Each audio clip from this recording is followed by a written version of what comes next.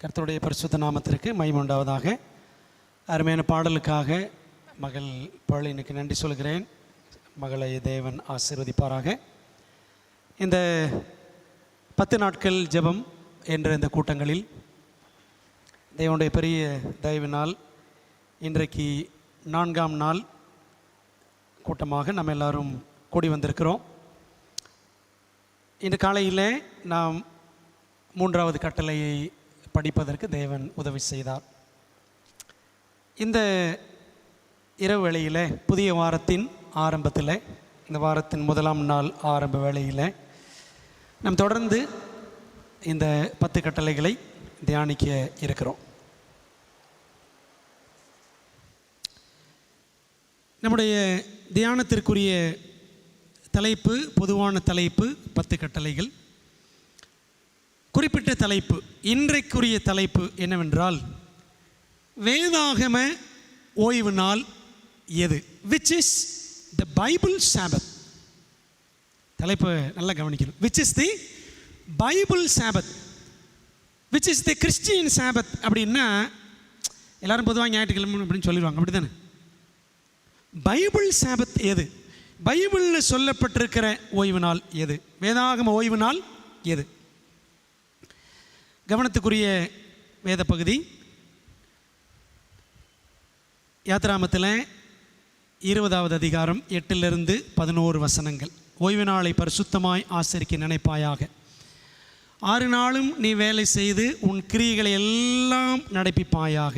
7ஆம் நாளோ உன் தேவனாகிய கர்த்தருடைய ஓய்வு நாள். அதில் நீயானாலும் உன் குமாரனானாலும் உன் குமாரத்தியானாலும் உன் வேலைக்காரனானாலும் உன் வேலைக்காரியானாலும் உன் மிருக ஜீவனானாலும் உன் வாசல்களில் இருக்கிற அந்நியனானாலும் யாதொரு வேலையும் செய்ய வேண்டாம். கர்த்தர் 6 நாளைக்குள்ளே வானத்தையும் பூமியும் சமுத்திரத்தையும் அவைகளில் உள்ள எல்லாவற்றையும் உண்டாக்கி 7ஆம் நாளிலே ஓய்ந்திருந்தார். ஆகையால் கர்த்தர் ஓய்வு நாளை ஆசீர்வதித்து அதை பரிசுத்தமாக்கினார் என்று நமக்கு 4ஆம் கற்பனை திட்டவட்டமாக சொல்லுகிறது. ஒரு ஸ்திரீ 10 வெள்ளி காசுகள் வைத்திருந்தாள்.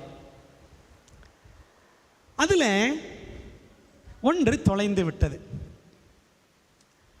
விளக்கை கொளுத்தி வீடு முழுக்க தேடினாள், கண்டுபிடித்தாள். கண்டெடுத்த பின் அக்கம் பக்கத்திலெல்லாம் கூறி களிகூர்ந்து மகிழ்ந்தாள். இது இயேசு சொன்ன ஒரு கதை, ஓமை. லூக்கா 15 அதிகாரம் 8, 9 வசனங்களில் இருக்கிறது. ஸ்திரீ என்றால் திருச்சபை, அப்படி தானே? தீர்க்க தரிசனத்தில் ஸ்திரீ என்றால் திருச்சபை. 2 வசனங்கள் பாருங்க. எரேமியா 6:2, செல்வமாய் வளர்ந்த ரூபவதியான சீயோன் குமாரத்தி. அதாவது இஸ்ரவேல் மக்களை ஆண்டபடி சொல்றார். எப்படி சொல்றாரு?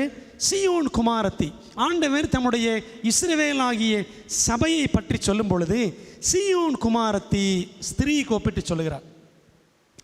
2 கொரிந்தியர் 11:2 பவுல் எழுதும் பொழுது, நான் உங்களை கற்புள்ள கன்னிகையாக கிறிஸ்து என்னும் ஒரே புருஷனுக்கு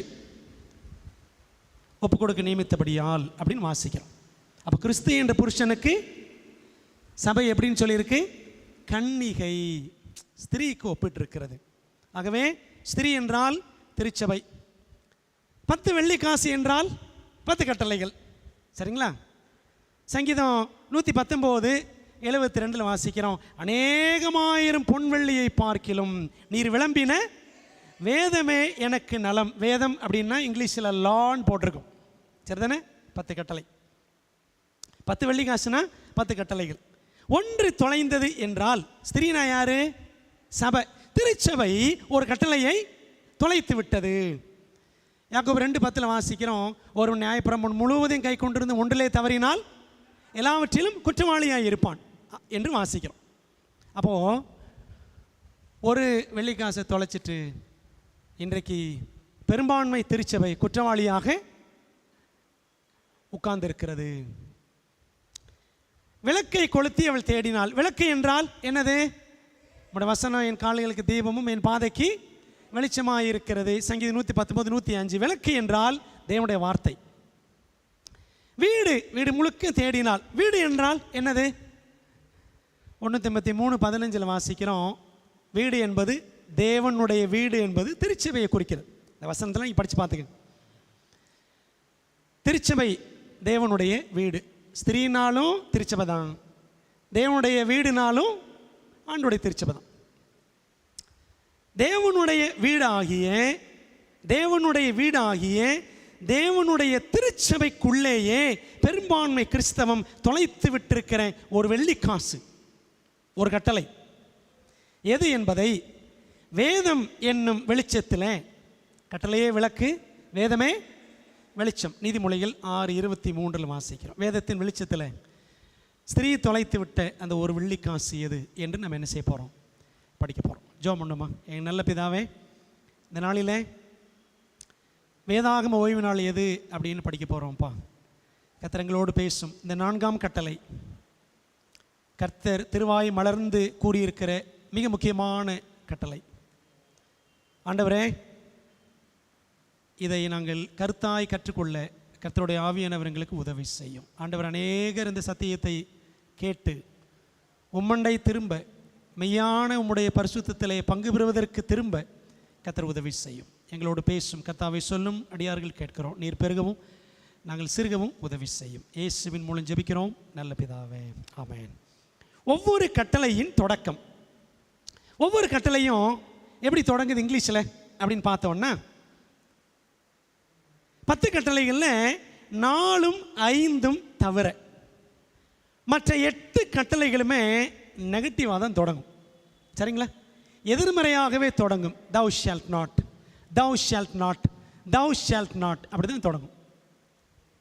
தமிழில் சொன்னால் வேண்டாம் வேண்டாம்,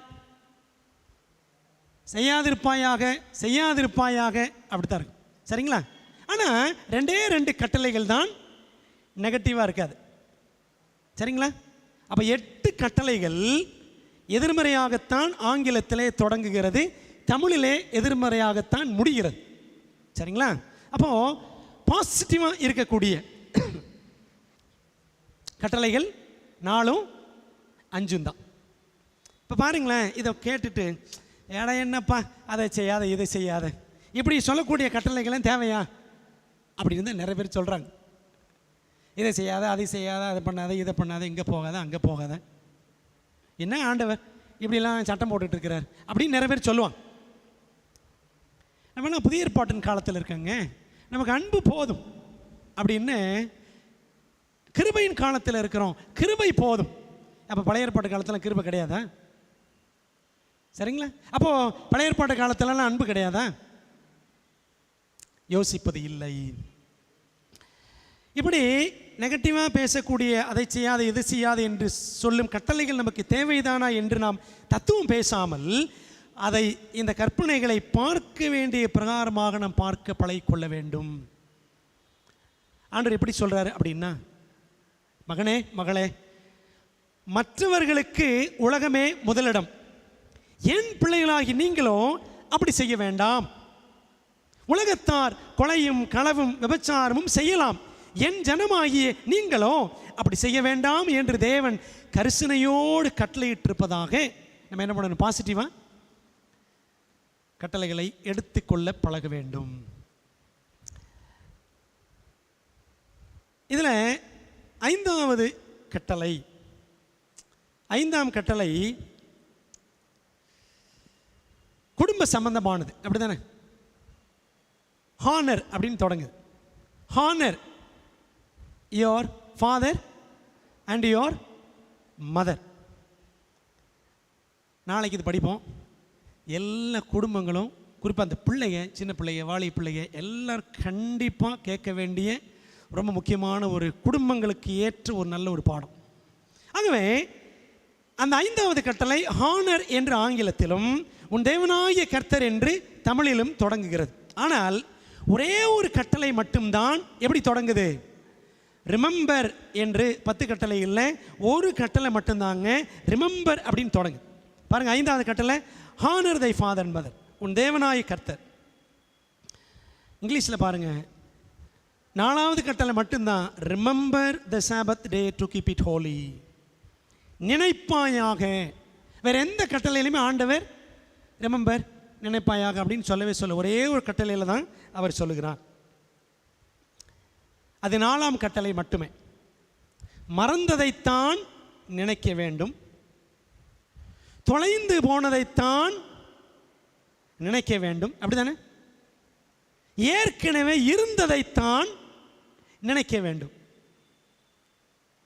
பெரும்பான்மை கிறிஸ்தவம் தொலைத்து விட்ட, மறந்து விட்ட அந்த வெள்ளி கட்டளை, வெள்ளி காசு, அந்த வெள்ளி கட்டளை எது என்றால் 7ஆம் நாளாகிய ஓய்வு நாள் கட்டளை, அதாவது 4ஆம் கட்டளை தான்.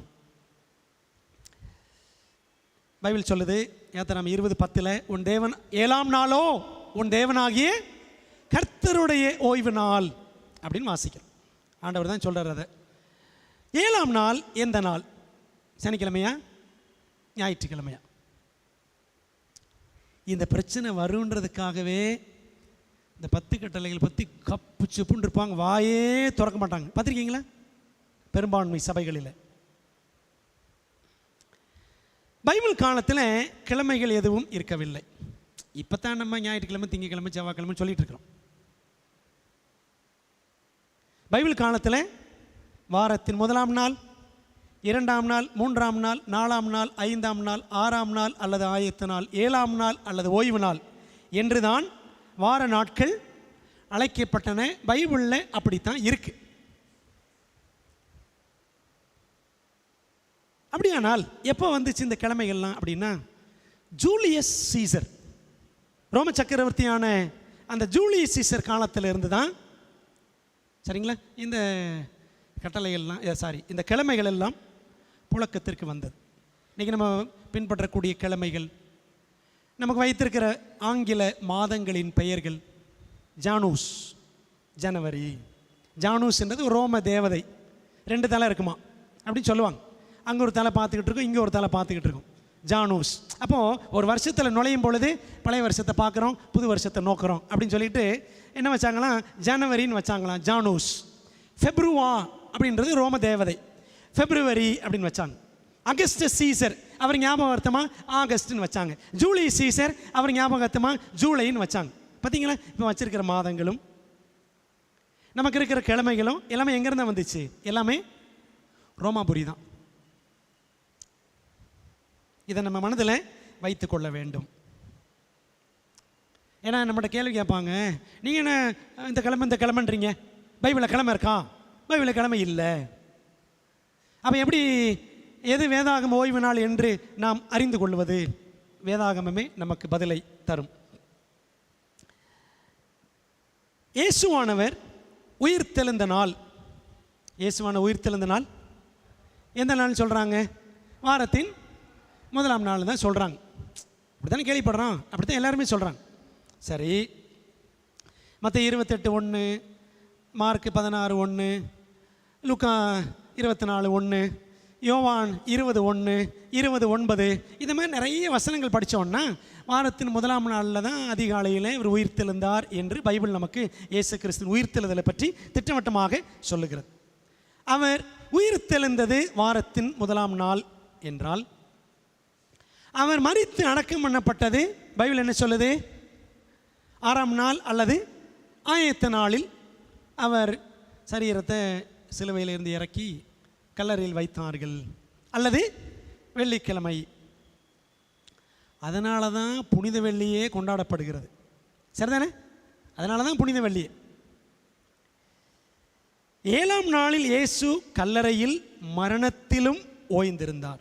இயேசுவின் மரணம், உயிர்ப்பு சம்பந்தமான நிகழ்வுகள் யாவும் எங்கே இருக்குன்னா, லூக்கா 23 52ஆம் வசனத்திலிருந்து லூக்கா 24 1ஆம் வசனம் 6ஆம் வசனம் எல்லா இடங்கள்லையும் அழகாக சொல்லப்பட்டிருக்கிறது. அந்த வசனங்களை நம்ம படித்து பார்த்தா நமக்கு தெரியும். சரிங்களா? என்ன செஞ்சாங்க? லூக்கா 23 அப்படியே 52 வரிசையாக படிச்சிங்கன்னா அந்த வசனங்களை கொஞ்சம் திறந்து பார்க்கலாமா? பைபிளை கொஞ்சம் திறங்க. லூக்கா 23 ஒரு சில வசனங்களை உங்களுக்கு நான் வாசிக்க விரும்புகிறேன். லூக்கா 23 வசனம் 52. அவன் பிலாத்துவினிடத்தில் போய் இயேசுவின் சரீரத்தை கேட்டு, யாரு? இந்த அரிமத்திய ஊரானான யோசேப்பு, இயேசுவின் சரீரத்தை கேட்டேன்னா இயேசு கிறிஸ்து இறந்துட்டார். சரீரத்தை கேட்டு அதை இறக்கி மெல்லிய துப்பட்டியிலே சுற்றி கண்மலையில் வெட்டப்பட்டதுமாய் ஒரு காலும் ஒருவனும் வைக்கப்படாததுமாயிருந்த ஒரு கல்லறையிலே வைத்தான். அந்த நாள் ஆயத்த நாளாய் இருந்தது. என்ன நாள்? 6ஆம் நாள். சரிங்களா? வெள்ளிக்கிழமை. ஓய்வு நாளும் ஆரம்பமாயிற்று. அது எந்த நாள் பார்ப்போம். கலிலேயாவிலிருந்து அவர் உடனே கூட வந்திருந்த ஸ்திரீகளும் பின் சென்று கல்லறையும் அவருடைய சரீரம் வைக்கப்பட்ட விதத்தையும் பார்த்து திரும்பி போய் கந்த வர்க்கங்களையும் பரிமள தைலங்களையும் ஆயத்தம் பண்ணி அப்படி வச்சுட்டு கற்பனையின்படியே 10 கட்டளையின்படியே ஓய்வு நாளில் ஓய்ந்திருந்தார்கள். ஸ்திரீகள் என்ன பண்ணாங்க? தைலமெல்லாம் கொண்டு வந்தாங்க இயேசுவனுடைய சரீரத்துக்கு பூசுறதுக்காக. விலை உயர்ந்த தைலங்களெல்லாம் கொண்டு வந்து வச்சுட்டாங்க. ஓய்வு நாள் முக்கியம் இல்லை, வச்சுட்டாங்க. வச்சுட்டு கற்பனையின்படியே ஓய்வு நாளை ஆசரித்தார்கள். 24:1 வாரத்தின் 1ஆம் நாள் அதிகாலையில் தாங்கள் ஆயத்தம் பண்ணின கந்த வர்க்கங்களை அவர்கள் எடுத்துக்கொண்டு வேறு சில ஸ்திரீகளோடும் கூட கல்லறை இடத்தில் வந்தார்கள். வந்து பார்த்தா அவங்களுக்கு செய்தி. 6ஆம் வசனம், அவர் இங்கே இல்லை, அவர் உயிர் தெழுந்தார் அப்படின்னு தேவதூதன் வந்து சொல்லிடுறார். சரிங்களா? அப்போது எப்போ உயிர் தெழுந்தார்? வாரத்தின் 1ஆம் நாளில் அதிகாலையிலே உயிர் தெழுந்தார்.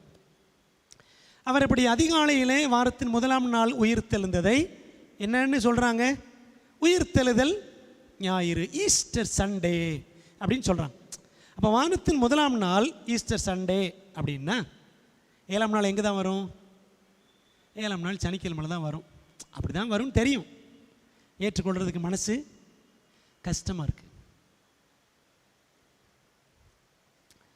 இயேசு மரித்த 6ஆம் நாளான புனித வெள்ளியையும் அவர் உயிர் தெழுந்த 1ஆம் நாளான ஞாயிற்றுக்கிழமையையும் அடையாளம் காண தெரிந்த பெரும்பான்மை கிறிஸ்தவத்துக்கு ஏன் 7ஆம் நாள் சனிக்கிழமை கண்களுக்கு தெரியவில்லை? ஏன் தெரியல? அதுவும் தீர்க்க தரிசன நிறைவேறுதல் தான். பாருங்க, எசேக்கியேல் 22:26. அதன் ஆசாரியர்கள் யாரு? போதகர்கள். என் வேதத்துக்கு, வேதம் என்னது? லா, 10 கட்டளைகளுக்கு அநியாயம் செய்து என் பரிசுத்த வஸ்துக்களை பரிசுத்த குலைச்சல் ஆக்குகிறார்கள். பரிசுத்தம் உள்ளதற்கும் பரிசுத்தம் இல்லாததற்கும் வித்தியாசம் பண்ணாமலும் அசுத்தம் உள்ளதற்கும் அசுத்தம் இல்லாததற்கும் உண்டான வேற்றுமையை காண்பியாமலும் இருந்து என் ஓய்வு நாட்களுக்கு தங்கள் கண்களை மூடிக்கொள்ளுகிறார்கள். அவர்கள் நடுவில் எனக்கு மரியாதையே இல்லை, நான் கனயீனம் பண்ணப்படுகிறேன். ஆண்டவர் என்ன சொன்னார்? ஆசாரியர்கள் என்ன செய்கிறாங்களாம்? ஓய்வு நாட்களுக்கு பரிசுத்தம் உள்ளது எது? பரிசுத்தம் உள்ளது எது? பரிசுத்தம் இல்லாதது எது? அசுத்தம் உள்ளது எது? அசுத்தம் இல்லாதது எது? நோவா பேழையில் கூட பாருங்களேன், சுத்தமானது எத்தனை ஜோடி? சுத்தமானது எத்தனை ஜோடி? சுத்தமானது எத்தனை ஜோடி? 7 ஜோடி. அசுத்தமானது எத்தனை ஜோடி? 1 ஜோடி. என்ன அர்த்தம் தெரியுமா? ஆண்டவர் பரிசுத்தமாக்கி வச்சது அந்த 7ஆம் நாள் தான். 1ஆம் நாள் அப்படின்றது ஆண்டவர் பரிசுத்தமாக்குனதில் பட்டியலில் கிடையவே கிடையாது. அதான் அசுத்தமானது 1 ஜோடி. பாருங்களேன், அப்போ ஆசாரியர்கள் இன்னைக்கு என்ன பண்ணுறாங்களா? பெரும்பான்மை கிறிஸ்தவத்தில் majority of Christendom is closing their eyes towards this Sabbath commandment. இந்த ஓய்வு நாள் கட்டளை என்று வரும்பொழுது பெரும்பான்மை கிறிஸ்தவத்தின் ஆசாரியர்கள் தங்கள் கண்களை மூடிக்கொள்ளுகிறார்கள். யார் சொல்றான்? ஆண்டவரே சொல்றார். அன்பான தேவ பிள்ளைகளே, கண்களை மூடிக்கொண்டு மற்ற விசுவாசிகள் கண்களையும் மூடிடுவாங்க. எப்படி மூடுறாங்க? உண்மையான ஓய்வு நாளை மறைப்பதற்கும் மறுப்பதற்கும் கூறப்படும் உறுதியற்ற சாக்கு போக்குகள். 7ஆம் நாளோ உன் தேவனாகிய கர்த்தருடைய ஓய்வு நாள் என்று 10 கட்டளைகளிலேயே மிக பெரிய நடுமையமான கட்டளையாக 4 வசனங்களில் படித்தோம்ல, யாத்திராம் 20:8-11 4 வசனங்களில் பரலோகம் கொடுத்திருக்கேன். நல்லா பார்த்தீங்கன்னா அந்த அந்த பாருங்கள், பெருசாக இருக்கிற கட்டளை எது தான்? 4ஆம் கட்டளை தான். அதுக்கப்புறம் பெருசாக இருக்கிறது எது? 2ஆம் கட்டளை. சரிங்களா? இந்த விக்கிரக ஆராதனை அதை பற்றி 20ஆம் அதிகாரத்தில் 4ஆம் வசனம், 5ஆம் வசனம், 6ஆம் வசனம், 3 வசனம். ஓய்வு நாள் வரும்பொழுது 4 வசனங்கள், 8, 9, 10, 11. பெரிய மிகப்பெரிய கட்டளையாக, நடுமையமான கட்டளையாக 4 வசனங்களிலே பரலோகம் நமக்கு இந்த 4ஆம் கட்டளை கொடுத்திருக்க. பாதிரியார்கள் ஓர வஞ்சனை செய்வதும் அல்லாமல் சில ஒவ்வாத சாக்கு போக்குகளையும் 4ஆம் கட்டளைக்கு எதிராக வாரி வீசி வருகின்றனர். முதலாவது சாக்கு போக்கு, ஃபர்ஸ்ட் எக்ஸ்கியூஸ் என்ன தெரியுமா? 7ஆம் நாள் யூதர்களுக்கு உரியது அப்படின்னு சொல்லிடுவாங்க. 7th day is only for Jewish people. எங்க இருக்கு பைபிள் வசனம்? அது யூதருடைய ஓய்வு நாள் என்று சில வேளைகளில் குறிப்பிடப்படுகிறது. ஆனால் அது நமக்கு ஒரு முக்கியமான கேள்வியை எழுப்புகிறது.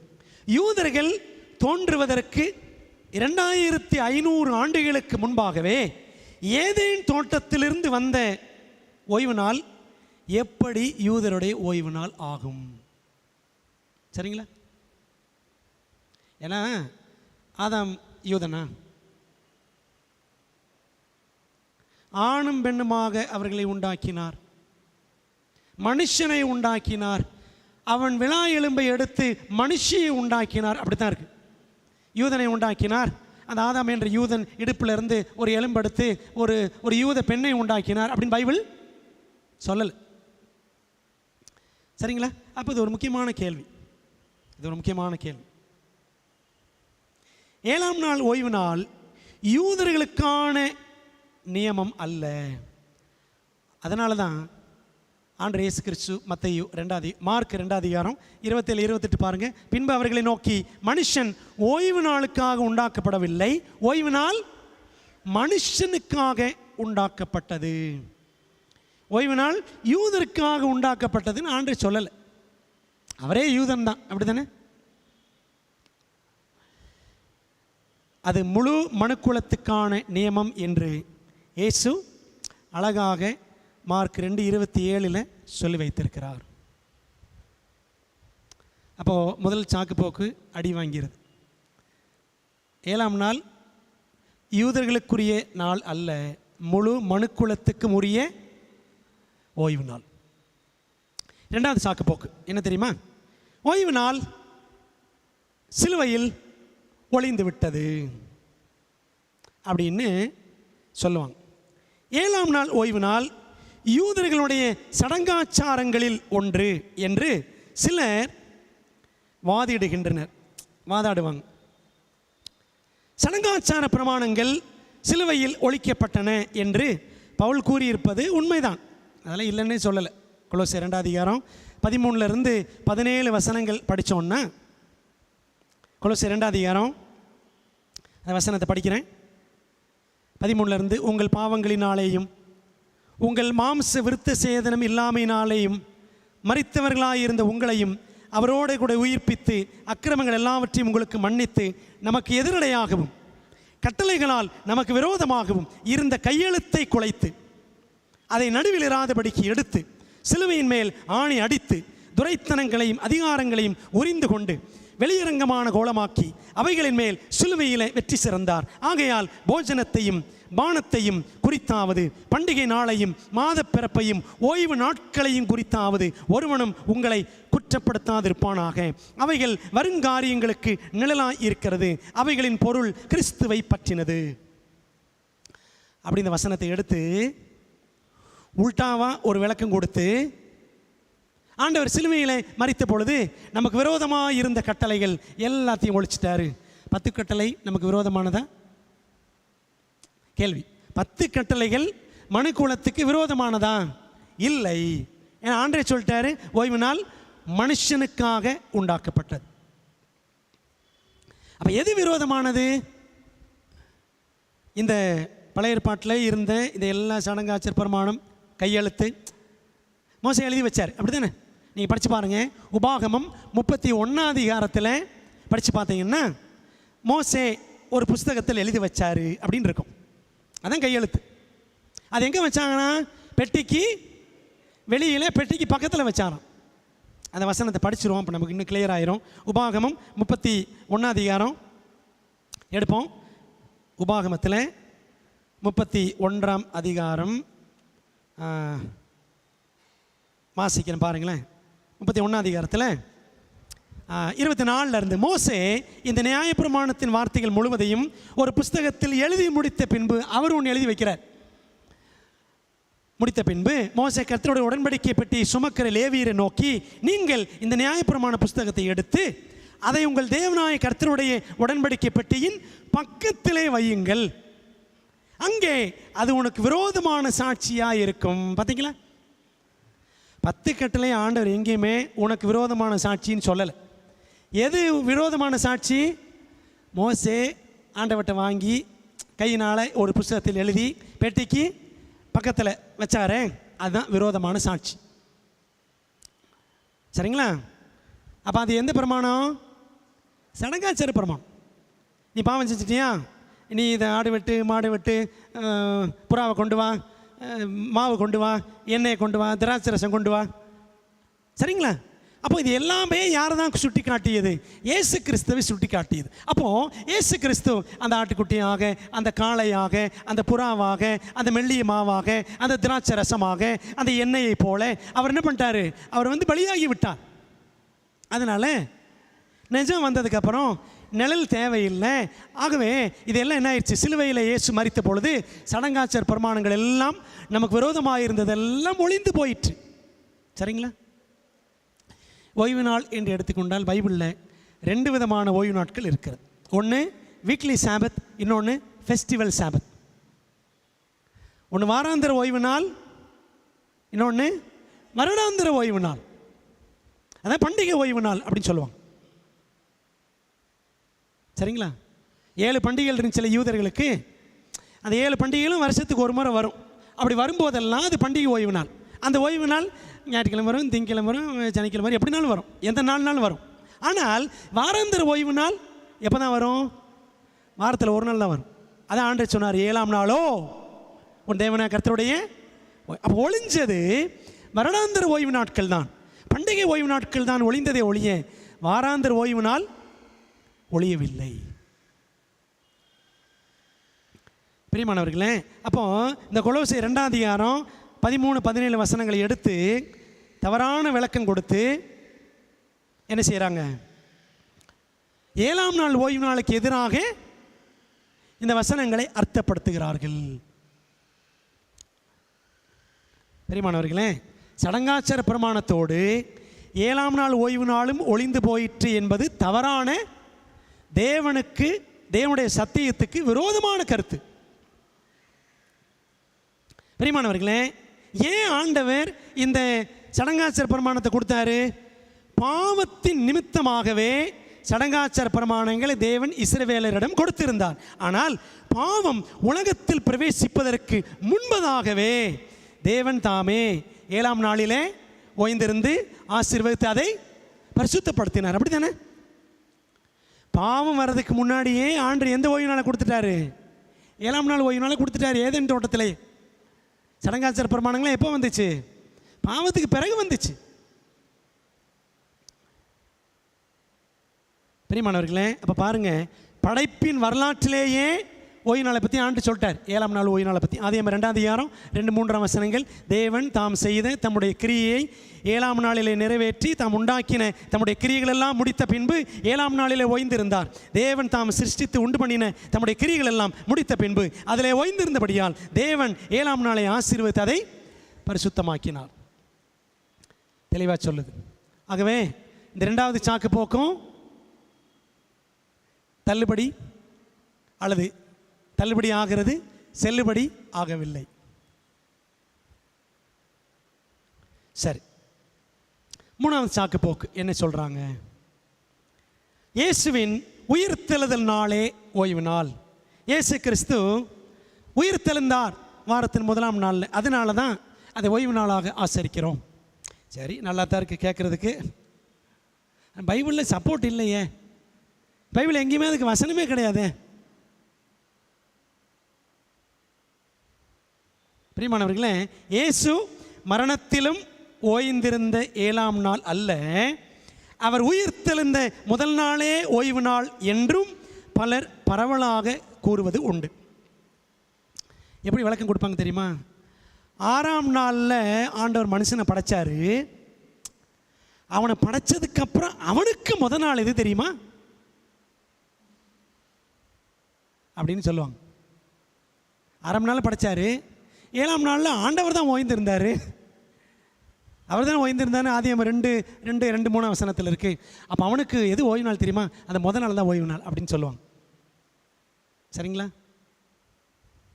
ஆனால் அப்படி பைபிளில் இல்லை.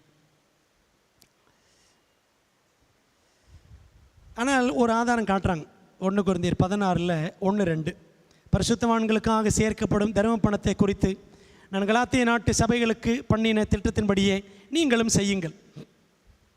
நான் வந்திருக்கும் போது பணம் சேர்க்குதல் இராதபடிக்கு உங்களில் அவனவன் வாரத்தின் முதல் நாள் தோறும் தன் தன் வரவுக்கு தக்கதாக எதையாகிலும் தன்னிடத்தில் சேர்த்து வைக்க கடவன். வாரத்தின் முதலாம் நாளில் தர்ம பணத்தை நீங்கள் வாரந்தோறும் சேர்த்து வச்சுருங்க. இந்த வசனத்தை காமிச்சு பார்த்தீங்களா? இப்போ இங்கே தான் வாரத்தின் முதலாம் நாளில் தான் காணிக்கை சேகரித்தாங்க. வாரத்தின் முதலாம் நாளில் தான் அப்போ சபை கூடியிருக்கு அப்படின்வாங்க. அங்கே எங்கேயாவது வசனம் இருக்கா சபை கூடியிருக்குன்னு? அந்த வசனத்தில் எங்கேயாவது 7ஆம் நாள் அல்லது ஓய்வு நாள் அல்லது பரிசுத்த நாள் ஏதாவது ஒன்று இருக்கா? வாரத்தின் முதலாம் நாள் இருக்குது, 7ஆம் நாள் இல்லை. ஆனால் அன்றைக்கி தான் பரிசுத்த நாள், அன்றைக்கி தான் ஓய்வு நாள், அன்றைக்கி தான் சபை கூடியது அப்படின்னு இருக்கான்? இல்லை. என்ன அர்த்தம்? தர்ம பணம்னா கஷ்டப்படக்கூடிய ஆண்டோடைய பிள்ளைகளுக்காக அந்த காலத்தில் 1ஆம் நூற்றாண்டிலேயே பண உதவி செய்கிறதுக்காக விசுவாசிகள் இப்படி காசு சேர்த்து வச்சாங்களாம். அப்படி சேர்த்து வைக்கிறத நீங்கள் முதல் நாள் தோறும் கரெக்டாக எடுத்து வச்சுருங்க. நான் ஒரு நாள் வந்து மொத்தமாக வாங்கிக்கிறேன், நான் வந்த அன்னைக்கு கலெக்ட் பண்ணாதீங்க அப்படின்னு பவுல் சொன்னார். அவ்வளோதான் சொன்னார் ஒழிய அங்கே தொழுகையை பற்றி ஆராதனையை பற்றி ஆவியானவர் ஒன்றுமே சொல்லலை. பிரியமானவர்களே, சரித்திரம் இதற்கு பதில் தருகிறது. கிபி 195ஆம் வருஷம் ரோமாபுரியின் பிஷப் விக்டர் என்பவர் தான் கிறிஸ்துவின் உயிர்த்தெழுதலை நினைவு கூறும் வண்ணமாக ஞாயிற்றுக்கிழமையிலே முழு பகலையும் ஆசரிப்புக்காக அவர் ஏற்படுத்தினார். சரிங்களா? அப்போ நல்லா புரிஞ்சுக்கங்க, ஞாயிற்றுக்கிழமையை இயேசு கிறிஸ்து உயிர்த்தெழுந்ததால் அந்த நாளை முழு பகலையும் நம்ம என்ன பண்ணுவோம்? ஆசரிப்புக்காக, ஆராதனைக்காக பயன்படுத்திக் கொள்வோம். யார் சட்டம் கொண்டாந்தது? கத்தோலிக்க சபை. சரிங்களா? அவங்க கொண்டு வந்ததாங்க. இன்றைக்கி எல்லா ஞாயிற்றுக்கிழமை சபைகளிலும் காலையில் தானே சர்ச்சை நடக்குது. ஆகவே இன்றைக்கி ஞாயிற்றுக்கிழமைகளில் நடக்கக்கூடிய ஆராதனைகள் கர்த்தர் சொன்னதால் நடக்கவில்லை. கத்தோலிக்க சபை கொண்டு வந்த அடிப்படையில் தான் இன்றைக்கி ஆராதனைகள் நடந்து கொண்டிருக்கிறது. எந்த நாளை கொண்டாடினா என்னங்க? நாட்களை விசேஷித்துக் கொள்ளுகிறவன் கர்த்தருக்கென்று விசேஷித்துக் கொள்ளுகிறான் அப்படின்னு ரோமர் 14ஆம் அதிகாரத்திலே ஒரு வசனத்தை எடுத்து விடுவாங்க. 10 கட்டளை ஆண்டு சொல்லியிருக்கிறாரு. 10 கட்டளை ஒளியலை. சரிங்களா? ஒளியலை இல்லை, அது என்றென்றைக்கும் உள்ள சதா காலங்களிலுக்கும் அது உறுதியானதுன்னு படிச்சிட்டோம். 111ஆம் சங்கீதம் 7-8 வசனங்கள். 10 கட்டளை தான் நம்ம நியாயந்தீர்க்கும் அப்படின்னு படிச்சிட்டோம். அப்படியானால் எப்படி ஆண்டவர் சொல்லியிருக்கிற 7ஆம் நாளோ உன் தேவனாய கர்த்தருடைய ஓய்வு நாள் என்ற வசனத்தை கேட்டுட்டும் பார்த்துட்டும் படிச்சிட்டோம் இன்னும் கண்ணை மூடிக்கிட்டே இருக்கலாமா? பிரியமானவர்களே, ஆகவே கத்தோலிக்கம் சொல்வதை அல்ல, கர்த்தர் சொல்வதைத்தான் கர்த்தருடைய பிள்ளைகள் பின்பற்ற வேண்டும். ஆகவே இந்த 3வது சாக்கு போக்கும் மூழ்கி போய்விடுகிறது. சரிங்களா? தேவன் நியமித்த 7ஆம் நாள் ஓய்வு நாளின் தெய்வீக மேன்மை, 7ஆம் நாளே கர்த்தருடைய ஓய்வு நாள் என்பதிலே கடுகளவும் சந்தேகமே கிடையாது. படைப்பின் வரலாற்றிலும் நாம் அதை கண்டோம். ஆதியாகமம் 2ஆம் அதிகாரம் 2-3 வசனங்கள். 10 கட்டளைகளிலும் அதை காண்கிறோம். யாத்திராகமம் 20:8-11.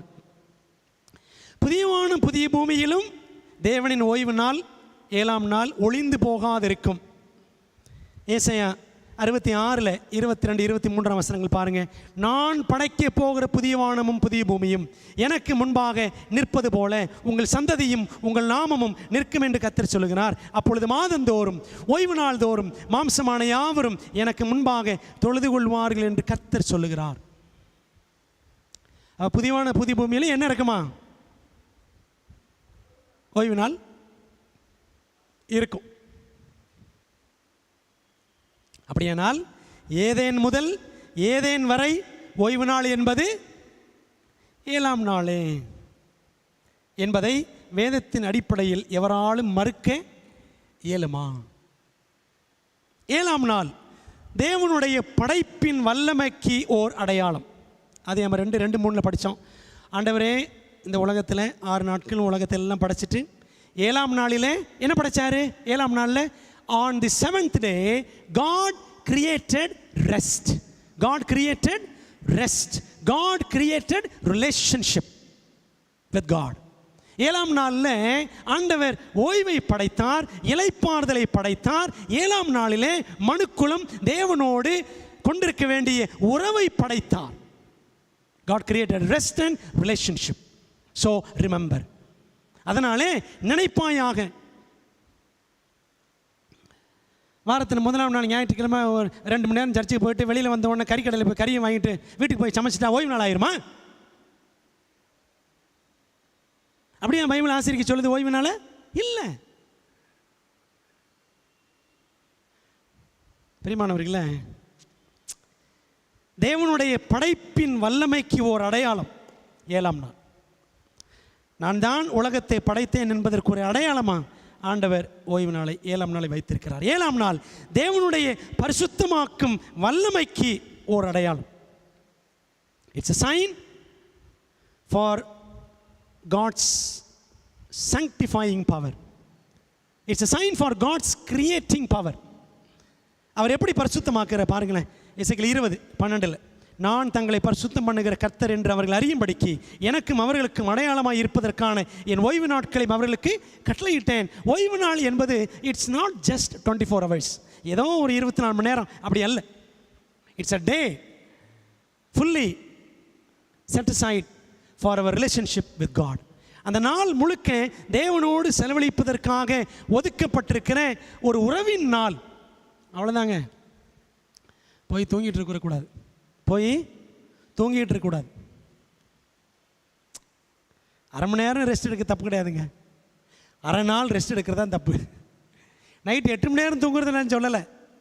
எல்லா நாளும் தூங்கி தான் ஆகணும். ஓய்வு நாளும் 8 மணி நேரம் தூங்கி தான் ஆகணும். ஒரு 7 மணி நேரம் தூங்கி தான் ஆகணும். ஆனால் ஓய்வு நாள் அன்னைக்கு மதியம் சர்ச்சு முடிச்சுட்டு வீட்டுக்கு போயிட்டு எங்களுக்கு இன்றைக்கி தான் ரெஸ்ட்டு, எங்களுக்கு இன்றைக்கி தான் ரெஸ்ட்டுன்னு தூங்கணும்னு வச்சுக்கோங்களேன். அது பாவம். 1/2 மணி நேரம் தூங்க தப்பு கிடையாது. சரி, 3/4 மணி நேரம் தூங்க தப்பே கிடையாது. 3 மணி நேரம் தூங்கணும்னு வச்சுக்கோங்களேன். 2 மணிலேருந்து 5 மணி வரைக்கும் நல்லா ஆண்டவர் அடிப்பார். சொல்கிறேன், சரிங்களா? ஆண்டவர் அவருக்காக அவரோடு உறவு கொண்டு செலவழிக்க வேண்டிய நாளை தூங்கி கழிச்சா ஆண்டுக்கு சந்தோஷமாக இருக்குமா? யோசித்து பாருங்க. பிரியமானவர்களே, ஆண்டவர் அடிப்பாருன்னு சொன்னால் நீங்கள் தப்பாக எடுத்துக்காதீங்க. ஆண்டவர் வருத்தப்படுவார். அது தேவனுக்கு கஷ்டமாக இருக்கும்.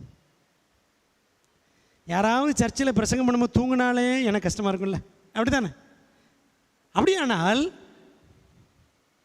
3 மணி நேரம் தூங்கணும்னா இப்போ ஆண்டருக்கு எவ்வளோ கஷ்டமாக இருக்குங்க, யோசித்து பாருங்கள். டயர்டாக தான் இருக்கும். ஜெயிக்கணும். அதை என்ன செய்யணும்? ஜெயிக்கணும். அவர் நம்மை பரிசுத்தம் பண்ணுவதற்காக அந்த நாளை கொடுத்துருக்கார். உட்காந்து படித்தா தானங்க பரிசுத்தமாக முடியும். ஓய்வு நாளில் ஜெபம் பண்ணா தானங்க பரிசுத்தமாக முடியும். தூங்கிட்டால் பரிசுத்தமாயிருமா? சொல்லுங்க. 20:20 என் ஓய்வு நாட்களை பரிசுத்தமாக்குங்கள், நான் உங்கள் தேவனாய கர்த்தர் என்று நீங்கள் அறியும்படிக்கு அவைகள் எனக்கு உங்களுக்கும் அடையாளமாக இருக்கும். ஆகவே ஓய்வு நாள் தேவனுடைய பரிசுத்தமாக்கும் வல்லமைக்கு ஒரு அடையாளம். 7ஆம் நாள் இவ்வுலகத்தின் பிறந்த நாள்.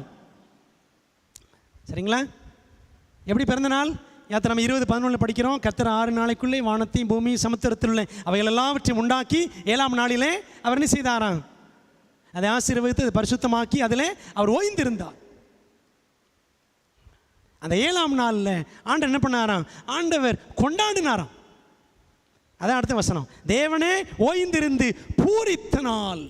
யாத்திரை 31:17 வசனத்தில் படிக்கிறோம். ஆண்டவர் என்ன செஞ்சாராம்? அவரே உலகத்தெல்லாம் 6 நாட்களில் படைச்சிட்டு 7ஆம் நாளிலே ஓய்ந்திருந்து பூரித்தார்.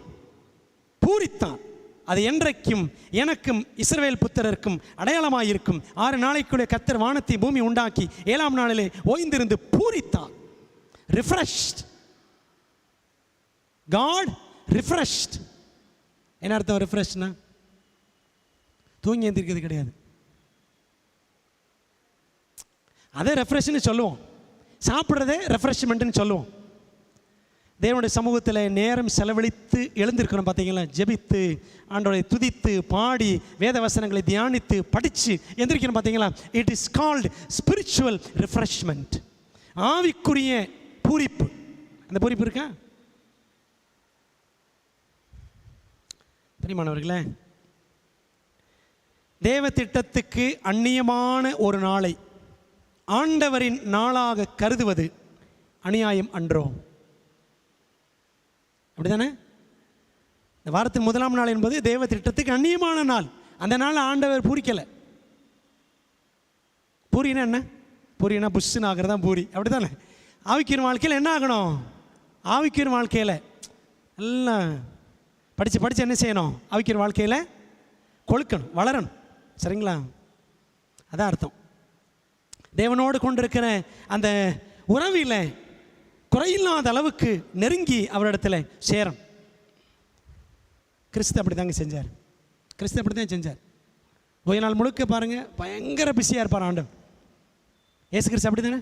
ஓய்வு நாள் முழுக்க ஒரே வேலை, ஊழியம், நன்மை செய்கிறது, சுற்றி திரிந்து அப்படி தான் இருப்பார். அப்படி ஓய்வு நாட்களை செலவழிக்கிற பிள்ளைகளாக, ஆசிரிக்கிற பிள்ளைகளாக நாம் மாறணும். காலையில் 11 மணிக்கு சர்ச்சுக்கு வந்து 1 மணி நேரம் சர்ச்சை அட்டன் பண்ணி போயிட்டா ஓய்வு நாள் முடிஞ்சு போச்சா? இது நம்ம பிரச்சனை. சரிதானே? இது நம்ம பிரச்சனை.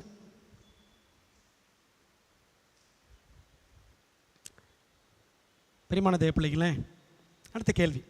போலி ஓய்வு நாள் புகுந்த விதம் எப்படி இந்த போலி ஓய்வு நாள் வந்துச்சு? பைபிளில் படிக்கிறோம். அப்போஸ்தலர் 20:30 பவுல் சொல்றாரு, உங்களிலும் சிலர் எழும்பி மாறுபாடானவைகளை போதிப்பார்கள். உங்களிலும் எங்க? சபைக்குள்ளே இருந்தே மாறுபாடானவைகளை போதிக்கிறவர்கள் எழும்பி. அவர் சொன்னதை அப்படியே நடந்துச்சு. கிறிஸ்தவத்தின் போர்வைக்கு அடியில் உருவெடுத்த போப்பு மார்க்கம் என்ற அஞ்ஞான கருவியின் மூலமாக சத்துருவாகிய சாத்தான் போலியான ஓய்வு நாளை, அதாவது ஞாயிற்றுக்கிழமை, கிறிஸ்தவ உலகத்தில் மார்ச் 7 கிபி 321 என்ற வருஷத்தில் அவன் உயர்த்தி வைத்தான். மார்ச் 7 ஒன்று படித்தோம், ஞாபகம் இருக்குங்களா? பெர்பச்சுவா ஃபெலிசிட்டாஸ் மார்ச் 7 கிபி 203 ஞாபகம் இருக்கேன். அதே மாதிரி தான் இது ஒரு மார்ச் 7. ஆகவே இந்த டேட்டில் கிபி 321 ஓய்வு நாள் என்னாச்சா? சனிக்கிழமையிலிருந்து ஞாயிற்றுக்கிழமைக்கு மாற்றப்பட்டது. இதுதான் ஃபர்ஸ்ட் சண்டே லா. சரித்திரத்தில் முதல் ஞாயிறு ஆசிரியர் சட்டம் இதுதான். கான்ஸ்டன்டைன் என்ற ரோம சக்கரவர்த்தி அதை கொண்டு வந்தான். ஆண்டு சொன்னார்ல, உங்களிலும் சிலர் எழும்பி. சபைக்குள்ளிருந்தே எழும்பின விசுவாச துரோகம். பவுல் சொல்கிறார்ல 2 தெசலோனிக்கேயர் 2ஆம் அதிகாரத்தில், விசுவாச துரோகம். விசுவாசத்திலிருந்தே எழும்பி துரோகம் பண்ணுவாங்க. சபைக்குள்ளேருந்து எழும்பி துரோகம் பண்ணுவாங்க. கத்தோலிக்க போலியான நாள் பெரும்பான்மை கிறிஸ்தவத்தில் ஹோலியான நாள் ஆகிவிட்டது. ஞாயிற்றுக்கிழமையே பரிசுத்த நாள் அப்படின்னு சொல்லிக்கலாம். சொல்றதெல்லாம் உண்மையாயிராது. சரிதானே? ஓய்வு நாள் மாற்றப்பட்டதற்கான கத்தோலிக்க ஆதாரம். இந்த ஆதாரத்தை பார்த்துருவோமே. அவங்க புக்கிலேயே the converts catechism of Catholic doctrine. அவங்க புக்கில் இருக்குது, அவங்களுடைய பைபிள் ஸ்டடி புக்கில் கேத்தலிக் சர்ச்சில் இருக்குது. எந்த புக்கு, எந்த வருஷம் எல்லாம் அங்கே இருக்குது பாருங்கள். கேள்வி: ஓய்வு நாள் எது? புக்கு நானும் வச்சுருக்கேன். சனிக்கிழமையே ஓய்வு நாள் ஆகும், கேத்தலிக் புக்கில் இருக்குது. சனிக்கிழமைக்கு பதிலாக நாம் ஏன் ஞாயிற்றுக்கிழமை ஆசரிக்கிறோம்? ஏனெனில் கத்தோலிக்க திருச்சபையானது சனிக்கிழமையின் புனிதத்தை, பரிசுத்த தன்மையை ஞாயிற்றுக்கிழமைக்கு மாற்றியது. சரிங்களா? ஏனெனில் கத்தோலிக்க திருச்சபை கிபி 336 இது அடுத்த ஒரு டேட். அப்புறம் இன்னொரு டேட் இருக்குது, 364 ஒரு டேட் இருக்குது, 364. இப்படி நிறைய கவுன்சில்ஸ் நடக்கும். 336 லவோதிக்கிய ஆலோசனை சங்கத்தில் ஓய்வு நாளின் பரிசுத்தத்தை சனிக்கிழமையிலிருந்து ஞாயிற்றுக்கிழமைக்கு மாற்றியது. ஒவ்வொரு கவுன்சில்லையும் ஆலோசனை சங்கத்திலையும் சில தீர்மானங்கள் எடுப்பாங்க. எல்லாம் இந்த புக்கில் இருக்குங்க, அவங்க புக்கில் இருக்குது. சரிங்களா? இது மட்டும் இல்லை, கிறிஸ்துமஸ், சாம்பல் புதன், பெரிய வெள்ளி, ஈஸ்டர், இன்னும் காணப்படுகிற ஏராளமான கிறிஸ்தவ பண்டிகைகள் எல்லாம் கிறிஸ்தவ கத்தோலிக்கத்தின் கண்டுபிடிப்புகளே ஆகும். இவைகளை அறியாத அப்பாவி விசுவாசிகள் அணியணியாய் அப்படியே பின்பற்றி வருகின்றனர். லெந்து காலம், இந்த 40 நாள், இதெல்லாம் கேத்தலிக் சர்ச் கொண்டு வந்துச்சு. அன்பான தேவ பிள்ளைகளே, ஒரு அனுபவத்தை சொல்லி நான் முடிக்க போகிறேன். மாபெரும் கிறிஸ்தவ எழுத்தாளர் ஒருவருடன் மறக்க முடியாத ஒரு அனுபவம். நம்ம சபையில் ஒரு புக்கு டேனியல் தேவதாஸ் போட்டார், ஞாபகம் இருக்குங்களா? வேர்கள்னு ஒரு புக்கு போட்டார், வேர்கள். அந்த புக்கு வச்சுருந்தீங்கன்னா பின்னாடி அட்டையில், கடைசி அட்டை பக்கத்தில், பின் பக்கத்தில் ஒரு விளக்கம் கொடுத்துருப்பார். இந்த வேர்கள் புக்கு நான் எப்படி எழுதினேன், இதை எழுதினதுக்கு எனக்கு யார் ஊக்கமாய் இருந்ததுன்ட்டு அதில் போட்டிருந்தார். ஆர்எஸ் ஜேக்கப்னு ஒருத்தர் போட்டிருந்தார். நான் இதை படித்தது 15-20 வருஷத்துக்கு முன்னாடி. சரிங்களா? ஆர்எஸ் ஜேக்கப், இது யாருப்பா ஆர்எஸ் ஜேக்கப் சொல்லிட்டு அவர் புஸ்தகங்களை தேட ஆரம்பித்து அவர் எங்கே இருக்காருன்னு கண்டுபிடிச்சா திருநெல்வேலியில் பாளையங்கோட்டையில் சாந்தி நகரில் அவர் வீடு அங்கே தான் இருக்குது. அவருக்கு நான் பார்த்தப்போ 92-93 வயசு. நிறைய புஸ்தகங்கள் எழுதியிருக்கிறார். வாத்தியார் அப்படின்னு ஒரு புஸ்தகம். ஒரு பெரிய கிறிஸ்தவ ஆசிரியர் இறந்துட்டார். டிசம்பர் 21, 2021 போன வருஷம் இறந்துட்டார். டேனியல் தேவதாஸ் இவர் பேரை போட்டு, இவர் தான் எனக்கு இந்த ஆர்எஸ் ஜேக்கப் என்பவருடைய இவர் எழுதின கதை புஸ்தகங்கள் இதெல்லாம் பார்த்துட்டு தான் எனக்கு வேர்கள் எழுதணும் அப்படின்னு தோணுச்சுன்னு போட்டிருந்தார். அப்போது வேர்கள் படித்தாச்சு, சரி இவர் புக்கை படிக்கணும்னு சொல்லி தேடி என்னுடைய பிள்ளைகள் 2 பேரும் சின்ன பிள்ளைகளாக இருக்கும் பொழுது இவர் புஸ்தகங்கள் எல்லாம் தேடி கண்டுபிடிச்சி இவர் புஸ்தகம் என் வீட்டில் ஒரு 30-40 புஸ்தகம் வச்சுருக்கேன். சிறுகதைகள், தித்திக்கும் திருவசன கதைகள், திருச்சபை திருத்தொண்டர்கள், இந்த கதைகள்லாம் என் பிள்ளைகிட்ட சின்ன வயசில் எந்த புக்கு கதை சொல்லணும், ஜேக்கப் தாத்தா கதை சொல்லுங்கள், ஜேக்கப் தாத்தா கதை சொல்லுங்கள், அப்படி தான் சொல்லுவாங்க பிள்ளை. நிறைய கதைகளாக சொல்லியிருக்கேன் பிள்ளைகளுக்கு. எல்லாம் பைபிள் சம்மந்தப்பட்ட என்ன கதை கொண்டு வந்தாலும் வசனத்தை வச்சு சொல்லி முடிச்சிடுவார். பிரியமானவர்களே, அவர் பார்க்குறதுக்கு நாங்கள் நிறைய முறை ஃபேமிலியாக போயிருக்கோம். தனியாக நானும் நிறைய முறை போயிருக்கேன். அப்படி ஒரு முறை போயிருந்தப்போ அவர் வீட்டில் ஒரு முறை பார்த்துட்டு இன்னொரு முறை போயிருந்தப்போ அவர்கிட்ட நான் பேசினேன். ஐயா ஞாபகம் இருக்கா அப்படின்னு. நீங்கள் 7th டே பாஸ்டர் தானே அப்படின்னாரு. ஆமாங்கய்யா. ஆமாம் நீங்கள் சொல்கிறது கரெக்டு தான். சனிக்கிழமை தான் ஓய்வு நாள். ஞாயிற்றுக்கிழமை ஆசரிப்பு என்பது தலைவர்களாக கூடி ஏற்படுத்தி கொண்டது தானே அப்படின்னு அவர் சொன்னார். ஒரு எழுத்தாளர். தலைவர்களாக கூடி தானே ஞாயிற்றுக்கிழமை ஏற்படுத்தினாங்க. சரிங்களா? சனிக்கிழமை தான் ஓய்வு நாள். அவர் சொன்னது அப்படியே உண்மை. அன்பான தேவ பிள்ளைகளே, இன்னும் வேதத்தின்படி திட்டவட்டமாக பார்த்தால் அதுக்கு நேரம் இல்லை. ஓய்வு நாளை பற்றி நம்ம படித்தா 10 நாள் படிக்கலாம். ஆனால் ஒரு முக்கியமான காரியத்தை கட்டளை அடிப்படையில் படிச்சுட்ருக்கிறோம். வேதத்தின்படி பார்த்தால் தேவனின் முத்திரை எந்த நாள் தான்? 7ஆம் நாள் ஓய்வு நாள் தான், சனிக்கிழமை தான். யாத்திராம 20:11 படித்தோன்னா யாத்திராம 20:11 அந்த முத்திரை அடங்கி இருக்கிறது. மிருகத்தின் முத்திரையாக வெகு விரைவில் மாறப்போவது எது? மரத்தின் 1ஆம் நாள் 20:11 பாருங்கள். கர்த்தர் 6 நாளைக்குள்ளே வானத்தையும் பூமியும் சமுத்திரத்தையும் அவைகள் எல்லாவற்றையும் உண்டாக்கி 7ஆம் நாளை ஓய்ந்திருந்தார். ஆகையால் கர்த்தர் ஓய்வு நாளை ஆசரித்து அதை பரிசுத்தமாக்கினார். ஒரு முத்திரையில் 3 விஷயம் இருக்கும். பெயர் இருக்கும், அவருடைய பதவி இருக்கும், எந்த இடம் அப்படின்னு இருக்கும். சரிங்களா? பெயர் என்ன இருக்குது? கர்த்தர்ன்னு இருக்குது. அவருடைய பதவி என்ன? உண்டாக்கினார், சிருஷ்டிகர். எந்த இடம்? வானம், பூமி, சமுத்திரம் எல்லாமே. சரிங்களா? அதான் முத்திரை. தேவனுடைய முத்திரை 7ஆம் நாள் ஓய்வு நாள். மிருகத்தின் முத்திரையாக சீக்கிரத்தில் மாறப்போவது வாரத்தின் 1ஆம் நாள் ஆசரிப்பு. ஏன்னா மிருகம் எது? கத்தோலிக்கம். அந்த மிருகம் கொண்டு வந்தது தான் வாரத்தின் 1ஆம் நாள். அதுவே முடிவு காலத்தில் மிருகத்தின் முத்திரையாக மாறப்போகிறது என்பது தீர்க்க தரிசனம். வெளிப்படுத்தல் 13 அதிகாரமும் 14ஆம் அதிகாரமும் அதை திட்டவட்டமாய் நமக்கு உறுதிப்படுத்துகின்றன. எனவே அன்பான தேவ பிள்ளைகளே, தேவன் நம்மிடம் நினைப்பாயாக என்று கூறி பரலோக பரிசாக கையளித்துள்ள பரிசுத்த 7ஆம் நாள் ஓய்வு நாளை, சனிக்கிழமையை இனிமேலாவது நிதானமாய் ஆண்டவர் சொன்னது போலவே நினைவு கூர்ந்து உண்மையாய் ஆசரிக்க நம்ம என்ன செய்யணும்? முற்பட வேண்டும். ஆண்டவருடைய சமூகத்தில் ஒப்புக் கொடுப்போம். ஆண்டவர் இந்த உண்மையான ஓய்வு நாளை உணர்ந்து அவருடைய கட்டளையின்படி கடைபிடிக்க நமக்கு பலத்தை கொடுக்கத்தக்கதாக நம்ம ஆண்டவரிடத்தில் ஜெபிப்போம். ஒரு சின்ன ஜெபம் பண்ணிடுமா? நல்ல பிதாவே, இந்த நாளில் எங்களுக்கு தந்த வேதாகம ஓய்வு நாள் எது என்ற கேள்வியின் அடிப்படையில் 7ஆம் நாளே சனிக்கிழமையே தேவனுடைய கட்டளைப்படியான வேதாகம ஓய்வு நாள் என்று கண்டுகொண்டோம். ஆண்டவரே, இந்த உண்மையை ஏற்றுக்கொள்ள யாருக்கு கஷ்டமாக இருக்கிறதோ அவர் உள்ளங்களில் தேவன் பேசும், உணர்த்தும். உடைய வசனங்கள் வழியாய் நீர் பேசினீர் என்று ஏற்றுக்கொள்ளக்கூடிய பக்குவத்தை தாரும். எங்கள் ஜெபத்தை ஏற்றுக்கொள்ளுங்க, ஆசீர்வதிங்க. இயேசுவின் மூலம் ஜெபிக்கிறோம் நல்ல பிதாவே, ஆமென்.